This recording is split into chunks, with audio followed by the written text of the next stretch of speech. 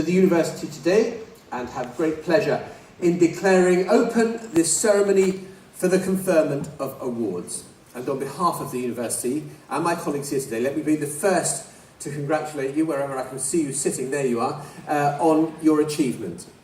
Graduation is the highlight of the academic year for the whole university, and you walk into this hall as graduands, and in about an hour's time you're going to walk out of it as graduates. The word graduand, very precise, describing someone who is about to receive an academic degree, making it possibly the most short-term title you're ever going to hold in your career. Graduands, this is a very special occasion for you, and one I hope you will remember and take with you for the rest of your lives and give you pleasure for years to come.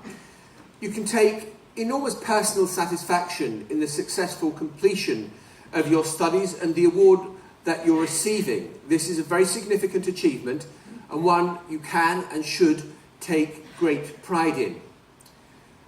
We're delighted to welcome you, the family and friends, to the ceremony as well, because I know that today also marks an important one for you as well. My colleagues here at the university and I are well aware on the long journey from the decision to come to study at Southampton through to this particular moment, your support has been essential, also known as the Bank of Mum and Dad.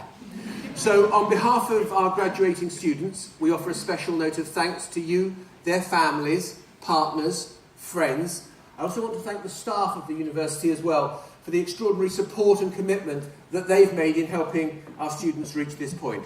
So graduands, can I ask you to join me in thanking your families and friends and the staff for your success today? Thank you very much.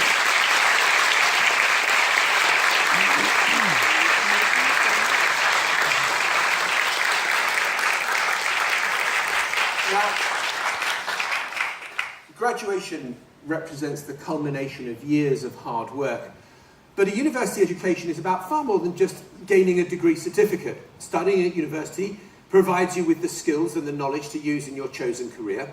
Also a time when we shape a lot of our thinking and make friends, many of them for life. For most of us, it's a time when we do a lot of growing up.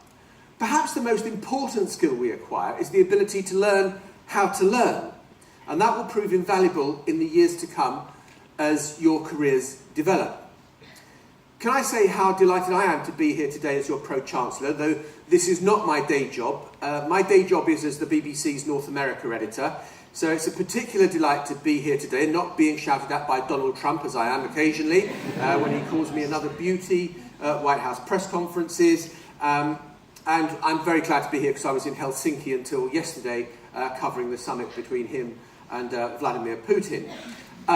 When he called me another beauty, I don't think it was a compliment, actually.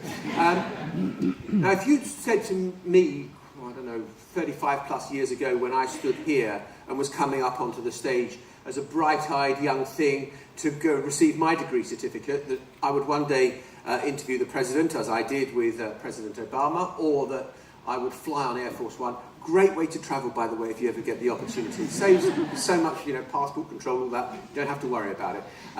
If you'd said that I would, travel with President Trump and President Obama, as I have done very recently, I would have said you were mad. Mind you, I think if you said to me when I was a sort of scruffy 21-year-old, coming up to get my degree certificate, that one day I'd be standing here giving out the degree certificates, that would have seemed equally improbable. But what I've done with my career, and what you'll no doubt do as you progress, will have its foundations laid in the time that you spend here in Southampton. Yes, you're going to have the specialism of the degree that you're going to collect your certificate for today. But it's more than that. It's also a badge that says that you can think, you can reason, you can argue, you can weigh evidence, and you can come to a judgment. And that should be fantastically empowering. And it won't all be plain sailing. You'll hit schools, and at times you're going to feel becalmed in your career and things aren't quite coming together in the way that you hoped. I studied at the university, I became president of the union, I thought I was going to walk into any job, and then I got a whole pile of rejection letters. But my time here, I hope, gave me the confidence to believe in myself. And I hope that when you step out of this hall, a graduate of this fine university, you'll feel exactly the same. Let me say a word or two about the university, because it's been another very successful year. The institutional focus on excellence has seen us rise up all the league tables, both nationally and internationally, with Southampton again ranked as one of the top 100 universities in the world in the latest QS World Rankings. In teaching, the university was recently awarded silver in the Teaching Excellence Framework, and in research, academics from the university were at Buckingham Palace earlier this year to receive a prestigious Queen's Anniversary Prize for Higher and Further Education for world-leading work in photonics and optical fibre technology, an award that recognises many decades of inspired innovation and highly regarded work by our renowned Optoelectronics Research Centre. You'll be pleased to know that graduates continue to be highly sought after by employers, not an unimportant thing. For the 11th year in a row, the Graduate Market in 2018 report cited Southampton as one of the top 25 UK universities for attracting the largest number of top graduate recruiters.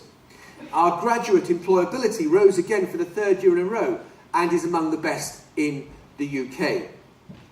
Now, in the time that you've been at Southampton University, we've successfully achieved our aim of raising £25 million to build the country's first dedicated Centre for Cancer Immunology. Construction of the centre is complete, research teams have moved into the new facilities, and a phenomenally impressive result in a period of less than 3 years.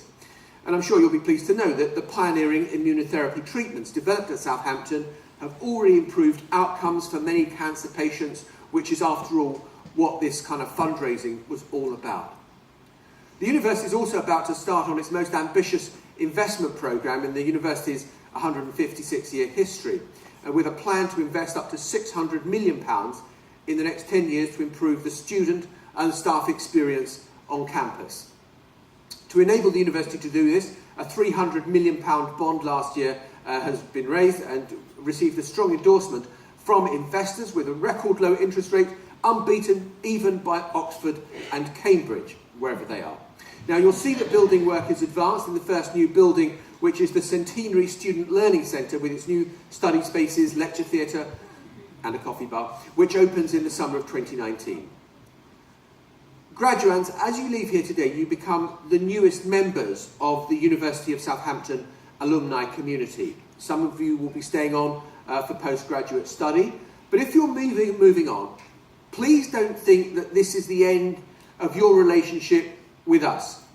We really hope you do stay in touch, whether it's by accessing lifelong careers advice, networking with your fellow alumni via social media channels, or participating in university events, or becoming a mentor to current students who are going through the same process that you've just been through.